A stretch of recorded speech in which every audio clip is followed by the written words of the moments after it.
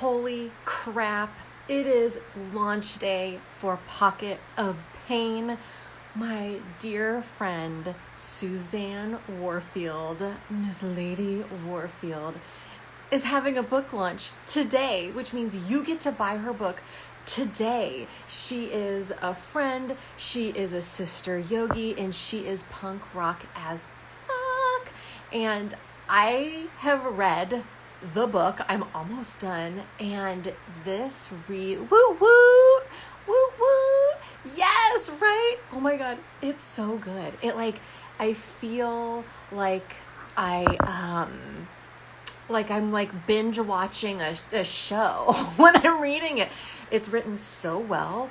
It's not fiction, but it kind of reads like fiction. And like, as far as like the excitement and the character development, I'm like invested. Yeah. So we're going to bring her on here in just a moment. But, it's something special to create anything right now, to just like have the concept and then birth the concept, which is why I like to do this birthing a book series, because I like to get into the process of creation, because it really is just something so special, and it takes a lot of stamina and grit.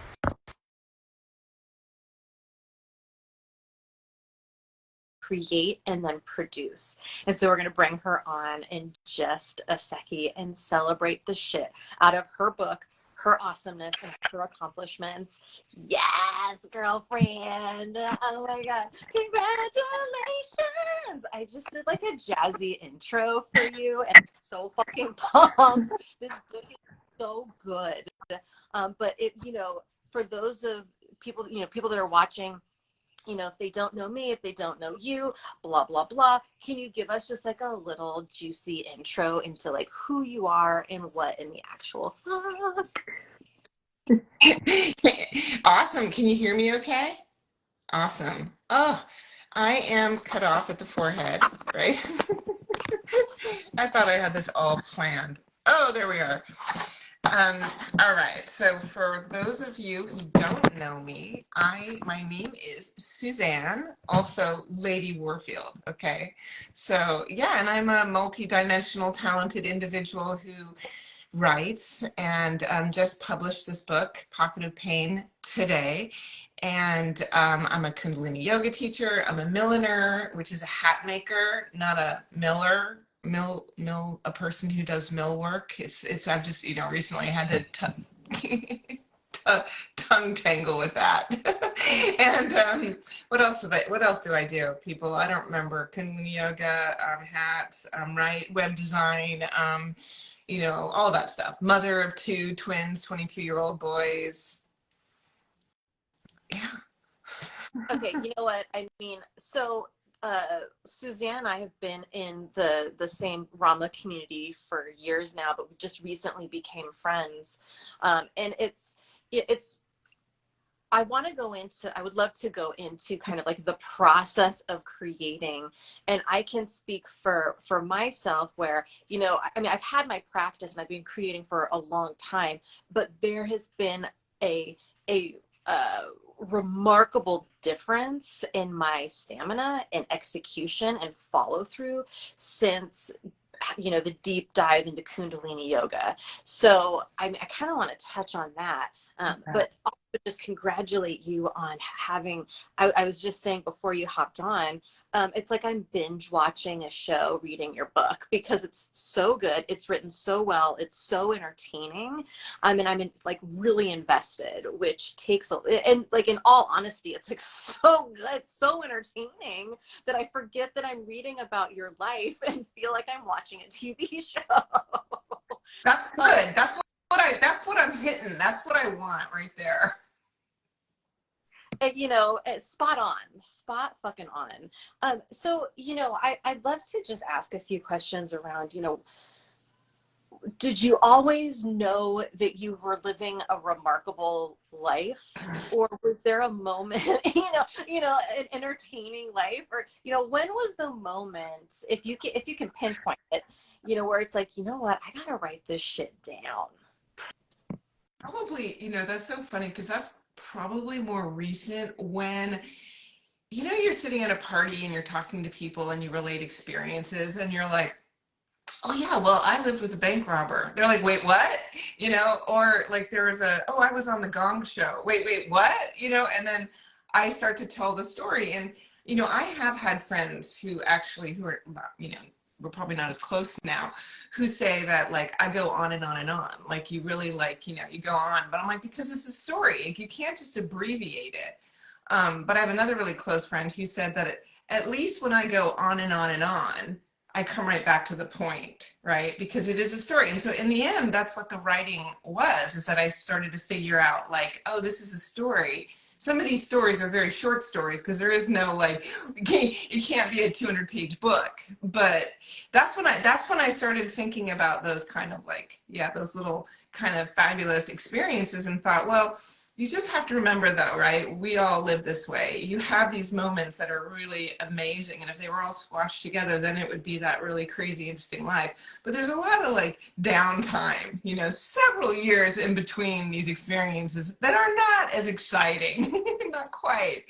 But, and of course, in the book, even towards the end of the book, when a lot of this, cool, fun stuff happens, there's just like there's a lot of other stuff that is going on. I couldn't write it all. We'd be there forever, and that those are the times where you don't see your life being like I would never have imagined that I would have written about that later, that it would be interesting until it's like 35. I mean, I don't know, whatever years later, 10 years later, and you know and you go, you learn something from it, and then you go deeper into the experience and go, wow, that was really interesting. Like I went into it at the beginning just to kind of dig into it a little bit, and the more I went into it, like things started coming back to me, and then I started realizing, well, this dot connected to that dot, which connected to that dot, which created this, which then I realized this is a story, so this is like a thing that I could do. So yeah, I love that you said that too, because I have another friend who really wants to turn it into a movie. We'll see. We'll see. That's awesome. But like, I'm sure. You know, I like how you were kind of like, it's almost like the connecting of the dots. Because I think a lot of people, or at least people in the scene, or the creative types, or I hear it so much. Like, I want to write a book. I want to write a book. And one of the reasons why I've enjoyed participating in multi-author books is because it's been a smaller dose that feels like something I can actually execute and then put out into the world. So again, just like a shout out to you writing an entire book, because when you step up to the plate to create something like that, and then you're like faced with the computer or pen to paper, and it's like, where do I start and where do I go next? I mean, that's like that's a real thing. And I know I've learned so much about myself, my procrastination, where I fucking freak out, where I doubt myself, or where I also celebrate myself. So I guess my next question for you is, what have you, maybe not all things, but if there's like maybe 3 bullet points of like, what have you learned about yourself through the creative process of writing this book? And is it different from making hats, or some of the other kind of creative endeavors that you're active in? Oh yeah. I mean, writing is very different, and but it is, so writing is closer to painting for me, was because you have to be in the right mood, right? And everyone says, oh, just sit down and write. Like, it does work, okay, in some of the workshops I've taken where we do these sort of flash fiction, or you give a couple of things like, write a scene, you're walking into a room, now write it. That's different. But when you're actually sitting there trying to create a specific thing, and you're like, where do I begin? Where do I go? Where do I start? I'm not in the mood. I don't have the right environment. Like, that's how I was with painting. With making hats, it's very different, because to me, it's more craft. And so it's like, I've got the material, I got the thing, I've got the instruction. And then it's just like, tur, tur, tur, tur, tur, tur, tur. And so I'm very good with that. But going back to what you originally were talking about with Kundalini Yoga, probably the reason why I did pick it up again, because I started this book 17 years ago. I think I said that already. I don't know if I did, but starting it just for like short stories. I was writing a bunch of short stories, and someone said that one, which just started me on the bus going on the ski trip, smoking pot on the bus. And I thought that was really hysterical until someone was like, but who's the chaperone? What's going on there? And I'm like, oh, I don't want to write about that. So that's how the book began. But I was gonna say I fracking forgot, but oops. But, I totally forgot. Oh, I know. But the training is with Kundalini Yoga is to get up every morning, no matter how you feel, no matter even with a hangover, not that I have those often anymore, but like a allergy attack or whatever, less sleep because the kids are on top of you or the cats are on top of you. You get up and you do the practice every day, unless there's absolutely some kind of emergency thing you can't. And so that helped me with the writing, and that's where I started picking up this book. Right in the middle of pandemic is like Guru Jagat was the one who was like, you guys, here's your assignment, pick one. And I actually picked the most uncomfortable one, the one that I knew that was the hardest for me, because I figured this was my one chance to actually go back and do the book. And so on top of the discipline that we were being trained at that time, that's what helped me. So now I'm back to square one because I've got all these short stories that I want to write, and the discipline as far as, in like you were talking about before, like, what's next, getting into the thing, where is it going to go, kind of stumps me, because I can sit there and write a chapter about this one thing, but then it's like, why bother if it's not going to go somewhere next? I need to already kind of have an idea. And that's where outlines are very helpful, right? In which I did write an outline for the book when I really got into it. And that did help me kind of,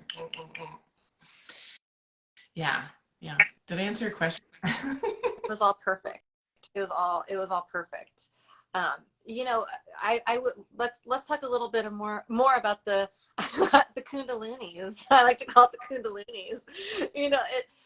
It's been such a huge part of both of our lives for a long time, and I think that a lot of us share that same experience around what dedication and devotion can do in our lives, and how many of us lean into like laziness, fear of this, that, or the other, fucking excuses.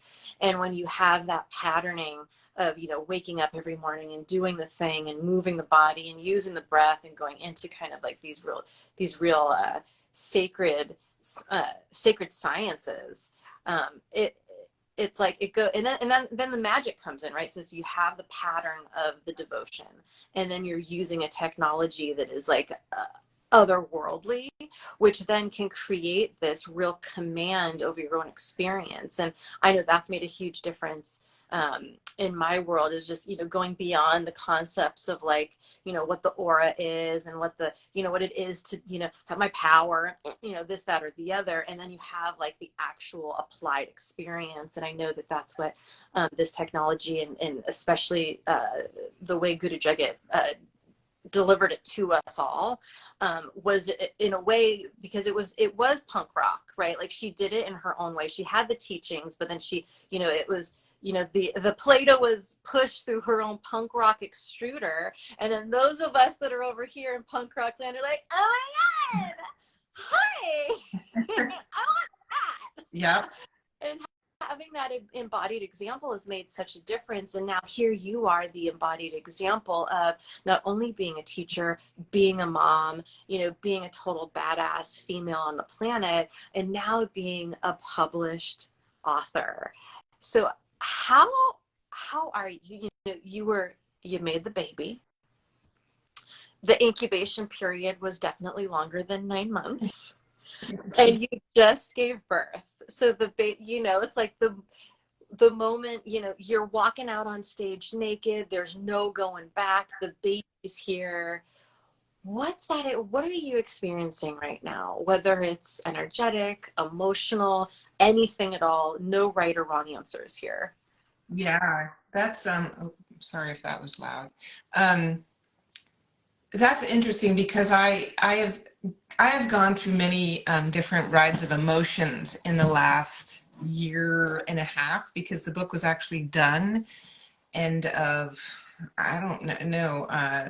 It was, I finished it end of 2021, beginning 2022. Then it, goes to copy editor. Then it goes to I queried it to like agents and traditional publish, all of that. I went through that whole process. And every time I would sort of, my like multi-personality, schizophrenic, like polarity kind of self was like, I don't know if I want to do it that way. I want to do it this way. And my good friend Jen Knox, who's also my development editor, was always there to like help me kind of like make the decision. Always encouraged me to make the decision myself, not anyone else, because I wasn't sure, that part itself was scary. If it goes there, then maybe it'll be on bookshelves. Oh, that's great. But then at the same time, I don't know if I want people to read it. Like, so there's every single thing, every step of the way. And so I kept like holding back a lot, writing it, want to publish it, and then asking the big question, like, why do you want to publish it? Because some people in the beginning are always like, do you just want to write this for yourself? But the answer to that is because I just feel like I want validation as a writer. Like I want it for myself, that me publishing it, even if no one else looks at it, it's like saying I did it and I carried it all the way through and I published it and it's printed and it's out there. And if it's for you, it's for you. If it's not, it's not, and that's fine. But so yes, there's all sorts of like, ooh, what if the bad boy finds it? And then what if he tries to contact me? What if, all these things. And it's like, I eventually just, every time anyone else would say it too, until I started believing it, it's my story. You don't have to believe it. He doesn't have to believe it. You can fight it. But and it's also, here's another thing, because then there was like, well, why would you want to write about something that was so painful? Why would you want to share something like that with other people? But as you know, your response is perfect. It's not just about that incident. It's not just about the thing that was painful.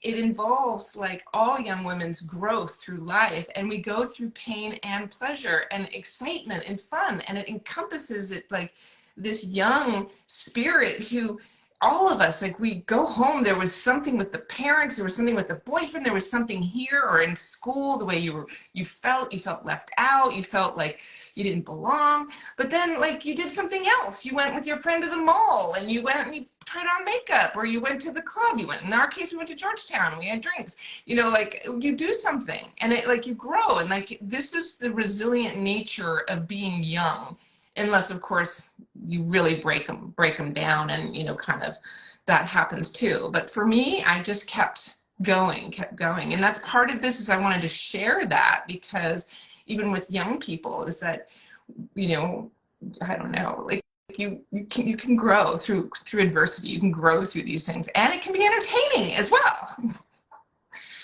Again, did I answer your question? Perfect. And I'm going to touch on a few things that you said, because I think that this is something that I notice a lot in the writers scene that I run in. And it's the concept of trauma bond. I think we've all heard it. There's everyone in their left tits become like a healer, right? So especially the past few years, and so much of that I think has been focused on a healing journey where it actually plateaus, and then everyone just like talks about the healing and the fucking healing and the healing. And your book is so beautiful because there's an entertainment value. And for me, that highlights the fact that, not only did we choose to come here, but that choice we can look at that choice as a privilege, and that how boring would life be if shit didn't hit the fan? Because if shit didn't hit the fan on a polarity planet existence, then we wouldn't have the hell yes experiences either.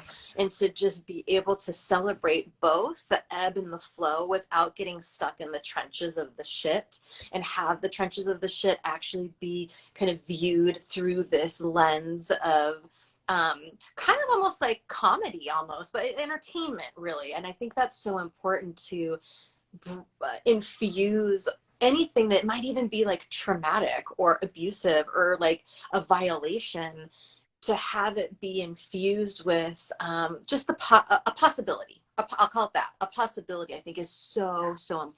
And this is what you've done with your book. Yeah. Thank you. You're Yeah, welcome. yeah. Because I think that, it's true. People can get triggered by books that are triggering, and like you said, we're inundated with it. And how many books do you want to read about that? But if it's written in a way that is more than that, it's not just that focus. It's also not what is the other word? Like, oh, poor me, like that kind of thing as well. And that was really important for me, because that's not what I felt. In fact, for me, it was more, I took so much responsibility that it was all my fault, that this was a way to actually, just kind of, show it as it actually is without trying to bend you to what I think, kind of thing. But it's interesting when you said too about there's just so many, everybody, because I always say everybody has a story. Doesn't mean you can write it, right? Everybody has a story, but yes, you're right. Not everybody can write it, because like it takes commitment and determination. You also have to be a good writer or hire a writer. And just like the healing thing you said, like so many people out there, I'm now like, I stopped doing this and now I'm a Reiki teacher. I'm doing that. I hear that from so many people, and that's totally fine. But then you just have to have that commitment, staying power, and be consistent. Yeah, it's funny that, yeah, I'll touch on that a little bit. Yeah, I've been in the scene for a long time, many, many years as a healing arts practitioner. And I've, and it shows, right? It shows, the what my offerings are fucking good, right? But they weren't always. They were not always. and, and it's, like what you were saying, it's kind of like that dedication. You got to put the time in. And I like to compare it sometimes to, like, you go to the gym and you walk up to the pull-up bar for the first time ever, and it's like you reach up and chances are you might not be able to do a pull-up, right? But the more time you go, the more time you spend at the pull-up bar, a year later you might be able to knock out 10, knock out 20. And so it's the same kind of like muscle development, whether it's healing arts practitioner, whether it's like a Kundalini yogic practitioner or teacher, whether it's a writer, anything. It In my opinion, I think the true value comes from someone who's really spent some time and energetic resource and in relationship with the thing that they're doing. And again, just to celebrate your writing is very, very good. And I'm picky. I'm a little bit picky. It's entertaining, and I'm not necessarily like focused on eloquence. Like I don't give a fuck if someone's eloquent, or like throwing out the big words. I mean, I enjoy being like a smarty pants, you know what I mean? Like I have fun doing that kind of stuff, but my grading scale is like, am I entertained? Can I follow this? Am I invested? Right. And anything else is kind of like besides the point. And so you just like, victory on all of it, victory on all of it. Thank you. So good. I mean, that means more to me than anything, because of course not everyone's going to identify with the story, or there's people that are reading it that never been in the punk scene or never had those, whatever was going on there. But just to kind of, right, it's about being recognized as a creative, an author, a writer. And it doesn't, I mean, I had a copy editor, which was really interesting because I was very careful with they make lots of changes, not changes. It wasn't like, none of it was structural changes. It was like grammar, spelling, punctuation, things like that, which is like, thank you, because that sucks on, and like tightening that up. So, but otherwise, when there was like maybe you should change this word, I would listen and I would look and I go, but that's not what she would have said, because I'm writing this from the perspective of that 16 to 19-year-old girl, and she's not going to use those words. She's going to say it this way. Also try doing like, there's a section in there where I'm doing my friend who has a Boston accent. So I did research on how to write the word if you're doing it with the accent. And of course the copy editor didn't understand that. So, but thank you. It means so much to me. That is, wow.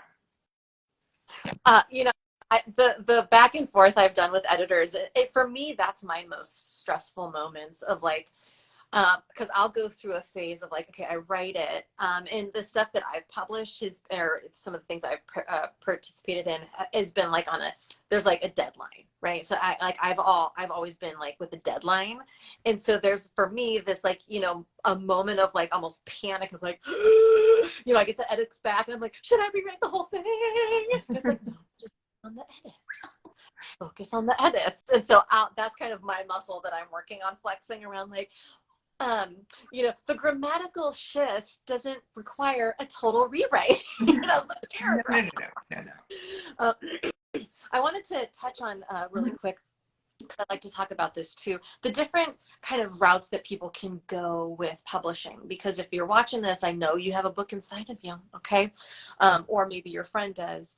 And not to knock any way you go, right? But one of the reasons I have chosen to participate in independent publishing, hands down, is because I own my words. I own my story. I own my words. I get to choose if it's a movie. I get to choose where it's sold. I get to choose what happens to it. Now, doesn't mean that I wouldn't go with a bigger publishing house, more traditional publishing down the line. I might, if I had my entertainment lawyer with me, a really good agent that could help me decipher the contract and everything, which I've seen with different people kind of maybe not go so smoothly because they didn't understand kind of like the jargon of the contract. So there's their baby in the hands of someone else that they have no more rights over. Yeah. And so that could work out well for them, or it could really not, because that means that their book might not even be sold ever or published ever. Yeah. I mean, you know, whatever. So and I'm curious, you know, it sounds like we're on the similar page, you know, that independent publishing equals like, I have my rights to my baby, right? Like I maintain the command over what goes on and where it goes on and all of the things. And so that would be my encouragement, is like, you know, maybe start, if you're watching this and if you haven't been published before, there's so many routes to go in independent publishing. In the route that Suzanne's gone, could you just touch maybe a tiny more on that? Yeah, absolutely. So same thing. When I first started out, I was under the idea that I wanted to go traditional, so I sought agents, but it is a really disheartening experience because agents, some of them will respond in the first 3 weeks and some won't respond for a year. And so then you wait 6 months and then you do it again. You keep doing it. So so my advice is, if you really want to go traditional, then it has to be something you're ready to just sit on it for like a couple of years, because then even they have to then query to traditional publishing houses, because they only take stuff from agents, big traditional publishing houses. So then they have to do that. That could take another 6 months to a year, and then they might accept it, but then it could take another year, you know. So there's all these things, and of course I just don't have that kind of patience. I'm like a little ADHD, I say that jokingly, but the next step, like you said, independent publishers too, that I looked at as well, and some of them are the pay to play, you know, you pay them to do a lot of stuff. So I thought about that, and I was like, but here's the thing, personally, I have an artistic background. I can do, and I started, while I was querying, I was just fooling around with the cover. And that's how I ended up getting my cover, fooling it around, using a photograph from one of the guys in the scene that took that picture of me, getting his permission. And then I just did a little cracked glass, you know, effect on it. So it's like, gives it a mood. But, you know, I have that experience. And then the other experience, I'd already been working for someone. I do consult as well for people who do brochures. And like, I've been working on the Guru Jagat legacy book as well, things like that. So I have experience in InDesign. So then I just started getting in there and doing my own, you know, book design. So I'm like thinking, I have that experience. So why don't I create my own, why don't I just do my own thing? And we'll see. But this doesn't mean that if there was an independent, because I also did send stuff out directly to a few places as well, and either didn't hear back from them, or I heard back and they were all very lovely. We encourage you to keep going. We're not looking at memoir at this time, or that genre or whatever. And I'm like, did you even read it? You know, because it doesn't, to me, it doesn't feel like memoir. Of course it is, but it also just feels like, you know, a story.